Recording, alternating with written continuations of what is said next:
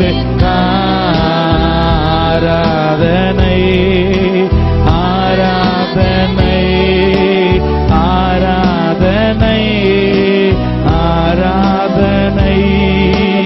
அப்பா அப்பா உங்களுக்கு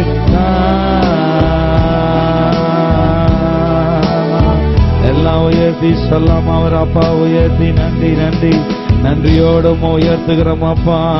அல்லேலூயா. உம்மையே உயர்த்துகிறோம். நன்றி நன்றி நன்றி நன்றி நன்றி நன்றி அப்பா. எல்லாம் கையை உயர்த்தி இந்த வருஷம் என் தேவையெல்லாம் சந்திக்கணும்ப்பா. ஒரு குறைவில்லாம நடத்த போறீங்கப்பா. அதுக்காக ரொம்ப சாதாரண ஆண்டவர்ல பாருங்க, அப்படியே கொண்டு வர்றாரு. கொஞ்சம் லைட்டா டெஸ்ட் எல்லாம் வைக்கிறாரு. என்ன டெஸ்ட்? எத்தனை வயசு பத்தி குழந்தை பிறந்துச்சு? எத்தனை வயசுங்க? 100 வயசுல. 100 வயசுல குழந்தை பிறந்து ஒரே சந்தோஷம். யாருக்கு? கடவுள் சொன்ன வார்த்தைக்கு குழந்தை பிறந்துருச்சு. அப்போ சின்ன ஒரு லைட்டா ஒரு டெஸ்ட் வைக்கிறாரு பாருங்க. படிப்போம். 22ஆம் அதிகாரம் 1ஆம் வசனத்துல அப்படி படிக்கலாம் பாருங்க. 22:1 ஆதியாகமம் 22:1.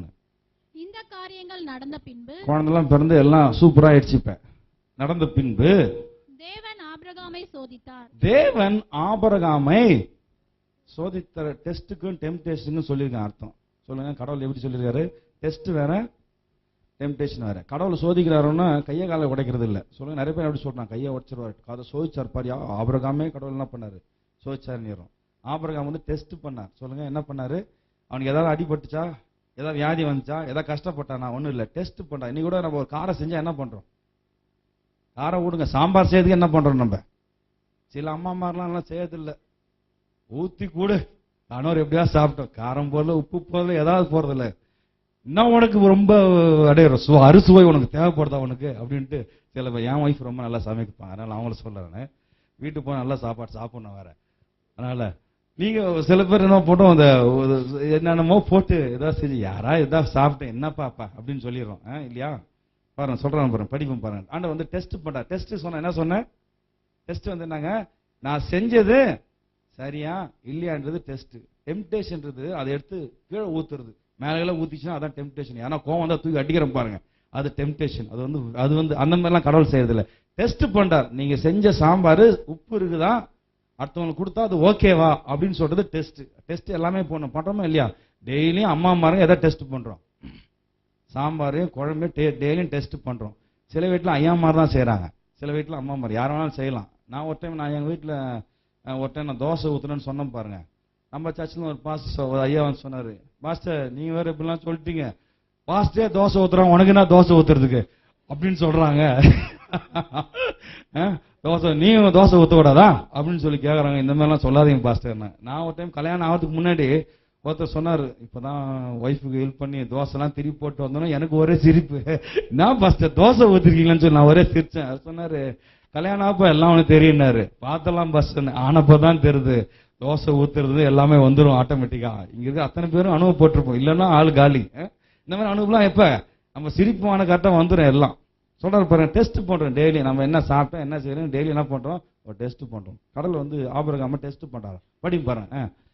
எப்படியெனில் அவர் அவனை நோக்கி ஆபிரகாமே என்றார். ஆபிரகாமே என்றான். அவன் இதோ அடியேன் என்றான். இதோ அடியேன் என்றான். அப்பொழுது அவர் உன் புத்திரனும் உன் ஏகசுதனும் உன் நேசகுமாரனும், நல்லா சொல்லுங்க, உன் புத்திரனும் நேசகுமாரனும் ஏகசுதனும். இதெல்லாம் கடவுளுக்கு தெரியாம இல்ல, தெரிஞ்சுதான் கேட்கிறார். சொல்லுங்க, என் ஒரே பையன், அதை போய் கடவுள் கேட்கிறாரு. கடவுளுக்கு பாரு கண் இல்லையான்றோம். கடவுள் தெரியுது, தெரிஞ்சுதான் கேட்கிறார், நீ கீழ்ப்படுகிறான்னு சொல்லி. நிறைய பேர் கடவுளுக்கு தெரியாதா, எனக்கு ஒரே புள்ள எத்தனை வருஷத்துக்கு போய் கொடுத்தாரு, இப்படி கொடுத்தாரு, இதை போய் ஆண்டவர் பலியிட சொல்றாரு, கடவுளுக்கு தெரியாதா அப்படிங்க. கடவுள் தெரியுதுங்க. கடவுள் நீ எப்படி இருக்கிற கீழ்ப்படுகிறான்னு கடவுள் டெஸ்ட் பண்றாரு. டிசிப்ளின், கமிட்மெண்ட், டெடிகேஷன், இது 3 வந்துட்டுதான் பாக்குறாரு ஆண்டவர். படியும் பாருங்க. உன் நேசகுமாரனுமாகிய ஈசாக்கை நீ இப்பொழுது அழைத்துக் கொண்டு மோரியா தேசத்துக்கு போய் அங்கே நான் உனக்கு குறிக்கும் மலைகள் ஒன்றின் மேல் அவனை தகன பலியிடு. என்ன சொல்றாரு? தகன பலினா என்னது? என்ன பலிங்க? கட் பண்ண ஆளை வந்து உயிரோன ஆடை வந்து கட் பண்ண தகனம் பண்ணி எரிச்சி போடுறான் பாரு, தகன பலிட்டுன்றாங்க. படியும் போறேன். இது ரொம்ப மோசம், கஷ்டமான காரியம். ஆனா கடவுள் மேல தப்புலாம் கிடையாது. கடவுள் யாரையும் என்ன பண்றது இல்லைங்க, உயிர் யாரும் கேட்கறது இல்லை. அவர் உயிர் கேட்கற தேவன் அவர்ல. அவனை ஒரு லைட் டெஸ்ட் பண்றாரு. ஏன்னா அவன் மூலியமா சந்ததியும் ஆசீர்வாதமா வரப்போகுது. படியும் பாருங்க. ஆபிரகாம் அதிகாலையில் எழுந்து தன் கழுதையின் மேல் சேணம் கட்டி தன் வேலைக்காரரில் 2 பேரையும் தன் குமாரன் ஈசாக்கையும் கூட்டிக் கொண்டு. எப்ப எழுந்து? இது எப்படிங்க இவருக்கு நம்மளாம் என்ன பண்ணிருப்போம்? ஆண்டவர் நைட் சொன்னா எப்ப போயிருப்போம்? போலாம், ஒரு வாரம் பொறுத்து போலாம். இப்ப என்ன அர்ஜென்ட்? ஒரு வாரம் பொறுத்து டைம் எடுத்து லீவு. ஒண்ணுமே இல்லாம கூட உடம்பு நம்ம சரியில்லாம ஆயிடும். உடம்பு சரியில்லாண்டவரே ஒரு 2-3 நாள் லீவ் போட்டு அப்புறம் கூப்பிட்டு போறேன்னு இருப்போம். அவன் சொல்ல அதிகாலமே எழுந்து கூப்பிட்டு போறான். இதுதான் கமிட்மெண்ட், அர்ப்பணிப்பு. கடவுள் சொல்லிட்டாரா? கடவுள் சொன்னா நான் கண்டிப்பா செய்வேன். எந்த காரியமா இருந்தாலும் சரி அதை கண்டிப்பா செய்வேன். டிவி பார்க்க கூடாதுன்னு கடவுள் உள்ளத்துல பேசுறாரா? எவ்வளவு பெரிய காரியமா இருந்தா அந்த டிவி நான் விடுவேன் கடவுளுக்காக. அடுத்தவன்ட்டு குறை சொல்லி பேசி கொண்டிருக்குது, கடவுள் விட சொல்றாரா? அது எவ்வளவு பெரிய காரியமானாலும் என் தேவனுக்காக நான் அதை விடுவேன் அப்படின்ற ஒரு கமிட்மெண்ட் இருக்குதா? அப்படின்ற அர்ப்பணிப்பு இருக்குதா? அப்பேற்பட்ட ஆளை கடவுளை ஆசீர்வதிப்பாங்க. சும்மா ஆசீர்வாதம் வரதில்ல, இந்த அர்ப்பணிப்பு தான் வந்துட்டேன். உட்காந்து 24 ஹவரும் நெட்லயே உட்காந்து இருக்கிறோம். இதெல்லாம் என்ன வந்துச்சுங்க? நெட்டு வீட்டில் தான் உட்காந்தோம், இப்போ பாக்கெட்லேயே வந்துருச்சு நெட்டு. எங்க போனாலும் பஸ்ல உட்காந்து என்ன பண்றோம்? நெட் ஆன் பண்ணிடுறோம். கடவுள் சொல்றாரு இது ரொம்ப ஓவரா போற, கட் பண்ணு. வேணாம் அப்படின்னா கட் பண்ணிடணும். சொல்லுங்க, வேணாம். கடவுள் சொன்னார்னா கண்டிப்பா கீழ்படியா இல்லையான்னு கடவுள் பாக்குறா, செக் பண்றாரு. ரொம்ப ஓவரா எதுலயும் ரொம்ப ஓவரா போய் கொண்டிருந்தா அது ரொம்ப தப்பு. அதை ஸ்டாப் பண்ணுனா கண்டிப்பா நான் கேட்கறேன்னா அதை கடவுள் டெஸ்ட் பண்றாரு. அப்படி நீங்க சரியில்லைன்னா கடவுள் விட்டுருவார். சொல்லுங்க, அந்த மாதிரி இதை சரியாக்கி வரணும். அப்படி சரியாக்கி வந்தாதான் வாழ்க்கையில இந்த வருஷத்துல ஒரு பெரிய ஆசீர்வாதம் தர போறார். என்னுடைய வாழ்க்கையில சரியான குவாலிட்டி லைஃப்ல நான் போனோம், அதை கடவுள் விரும்புறாரு. அதை அப்படி வந்தா கண்டிப்பா கடவுள் ஆசீர்வாதம். கடவுள் தகன பலிக்கு கட்டைகளையும் பிளந்து கொண்டு தேவன் தனக்கு குறித்த இடத்திற்கு புறப்பட்டு போனான். 3ஆம் நாளில் ஆபிரகாம் தன் கண்களை ஏறெடுத்து பார்த்து தூரத்திலே அந்த இடத்தை கண்டான். அப்பொழுது ஆபிரகாம் தன் வேலைக்காரரை நோக்கி, நீங்கள் கழுதையை நிறுத்தி இங்கே காத்திருங்கள், நானும் பிள்ளையாண்டானும் அவ்விடம் மட்டும் போய் தொழுது கொண்டு உங்களிடத்துக்கு திரும்பி வருவோன்றான். சொல்லுங்க, என்ன சொல்றாங்க? ஃபெய்த் டிக்ளேர் பண்றான் பாருங்க. ஏன்னா எங்க அப்பாவை பத்தி எனக்கு தெரியும். சொல்லுங்க, நீ உங்க அப்பா அம்மாவை பத்தி உங்களுக்கு நல்லா தெரியும். தெரியுமா தெரியாதா? அவன் சொல்றான், எங்க அப்பாவை பத்தி எனக்கு தெரியும். அவர் ஒரு நாள் கூட என் பிள்ளைய அழிக்க மாட்டார். ஏன்னா இவன் சந்ததியிலிருந்து நான் என்ன பண்ண சந்ததியெல்லாம் உருவாக்குன்னு கடவுள் சொல்லியிருக்கிறாரு. கண்டிப்பா செய்ய மாட்டான். சொல்றான், நான் போய் திரும்பி வருவேன்றான். ஃபெய்த் டிக்ளேர் பண்றான் பாருங்க. படியும் பாருங்க. ஆபிரகாம் தகன பலிக்கு கட்டைகளை எடுத்து தன் குமாரனாகிய ஈசாக்கின் மேல் வைத்து தன் கையிலே நெருப்பையும் கத்தியையும் எடுத்துக்கொண்டான். இருவரும் கூடி போனார்கள். கடவுள் கூடி போகும்போதே ஸ்டாப்னு சொன்னாரா? எப்பா இவ்வளவு தூரம் வந்துட்ட, போதும், உன் விசுவாசத்தை நான் பாராட்டுறேன், வெரி குட் பாய், திரும்பி போலாம் அப்படிலாம் கடவுள் சொன்னாரா? கடவுள் வெயிட் பண்றாரு. இன்னும் எவ்வளவு தூரம் நீ போற? நீ வாழ்க்கையில் நம்ம இன்னைக்கு தீர்மானம் எடுத்துருக்கிறோம், முடிஞ்சு போவோம், இனிமே இந்த தப்பு நான் செய்ய மாட்டேன். தீர்மானம் நீங்க எடுத்ததுனால கடவுள் வந்து உங்களை டக்குன்னு ஆசிரியக்கிறது இல்லை. டக்குன்னு நீங்க எடுத்த தீர்மானத்துல டக்குன்னு ஆண்டு உங்களுக்கு ரொம்ப சூப்பர்னு சொல்றது இல்லை. வெயிட் பண்ணி பார்ப்போம். ஜனவரி மாசம் எப்படி இருக்கிற? பிப்ரவரி, மார்ச், ஏப்ரல், மே, ஜூன், ஜூலை, கொஞ்சம் வெயிட் பண்ண விடுறாரு ஆண்டவர். எப்படி போகிற பார்ப்போம். அவன் ஆபிரகாம் கத்தி விறகெல்லாம் எடுத்து ரெடியா போயிட்டு இருக்கான். போன உடனே கடவுள் ஸ்டாப் எல்லாம் சொல்ற, ரைட், ஓகேப்பா, வெல் டன் அப்படின்னு சொல்ல பாருங்க. என்ன ஆச்சா? படியும் பாருங்க. அப்பொழுது ஈசாக்கு தன் தகப்பனாகிய ஆபிரகாமை நோக்கி, என் தகப்பனே என்றான். அதற்கு அவன், என் மகனே, இதோ இருக்கிறேன் என்றான். அப்பொழுது அவன், இதோ நெருப்பும் கட்டையும் இருக்கிறது. பையன் பயங்கர உஷார் பாருங்க. அவன் சாதாரண ஆள் கிடையாது. அவன் அப்ப நெருப்பும் கட்டையும் இருக்குது, ஆனா என்ன இல்ல, ஆட்டுக்குட்டி காணுமே. என்ன நீ ஒன்னும் தகனம் போயிட்டு சும்மா வந்துட்டு இருக்கியப்பா அப்படின்னு கேக்குறான். தகன பலிக்கு ஆட்டுக்குட்டி எங்கே என்றான். அதற்கு ஆபிரகாம், என் மகனே, அது எங்கேயோ தெரியலப்பா, என்ன பண்ண போறாரோ கடவுள் விட்ட வழி அப்பெல்லாம் சொல்லலாம். சொல்றான். என்ன சொல்றான் பாருங்க, சொல்லுங்க, என்ன சொல்றாரு? தேவன் தமக்கு தகன பலிக்கான ஆட்டுக்குட்டியை பார்த்து கொள்வார். சொல்லுங்க, எதை குறித்து நீ கவலைப்பட. இந்த வருஷத்துல உங்களுடைய தேவைகளை அத்தனையும் கர்த்தர். வீடு வாங்க முடியுமா? என்ன சொல்லணும்? கண்டிப்பா ஒரு நாள் வீடு வாங்க முடியாது அப்படின்னு சொன்னா நீங்க என்ன சொல்லணும்? கண்டிப்பா வீடு வாங்குவேன், கர்த்தர் பார்த்து கொள்வார். கடவுள் மேல நம்பிக்கை வச்சுட்டேன், கர்த்தர் மேல சார்ந்து இருக்கிறேன், அதனால நான் ஒரு நாள் தோத்து போவதில்லை, கண்டிப்பாக வெற்றி பெறுவேன், ஜெயம் என்னுடையது. விசுவாச வார்த்தை சொல்லிட்டு போறான். படியும் பாருங்க.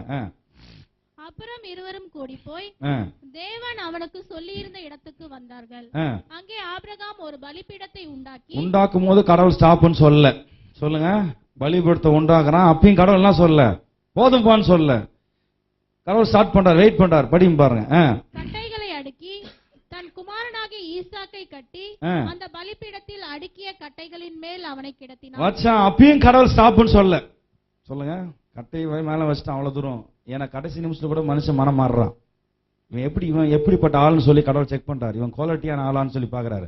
கட்டைகளை எல்லாம் மேல வைக்கிறான், வச்சு பார்க்கும்போது கடவுள் ஸ்டாப்னு சொல்ல. படியும் பாருங்க. பின்பு ஆபிரகாம் தன் குமாரனை வெட்டும்படிக்கு கையை நீட்டி கத்தியை எடுத்தான். அப்பொழுது கர்த்தருடைய தூதனானவர் ஃபைனல்ல அவன் கத்தி எடுத்து, கடவுள் சொல்லிட்டாரியா நான் கண்டிப்பா செய்வேன்னு சொல்லி கத்தி எடுத்து கையை நீட்டி வெட்ட பாக்குறான். அப்ப சொல்றாரு கடவுள் வானத்துல, இப்ப என்ன சொல்றான் பாரு, படிப்போம்.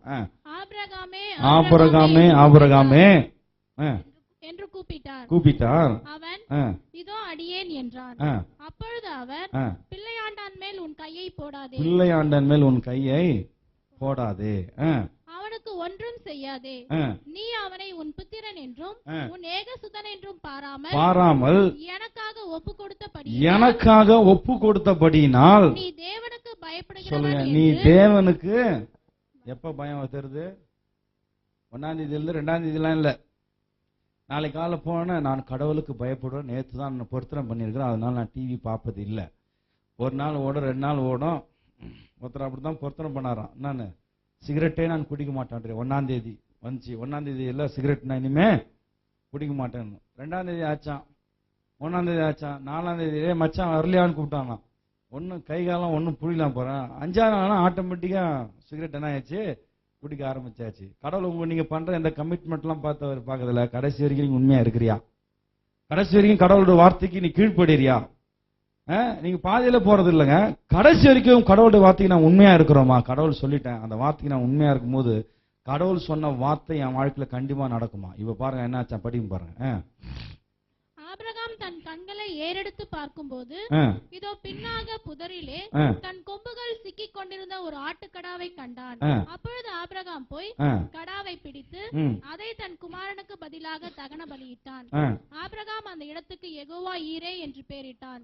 அதனாலே கர்த்தருடைய பர்வதத்திலே பார்த்து கொள்ளப்படும் என்று இந்நாள் வரைக்கும் சொல்லப்பட்டு வருகிறது.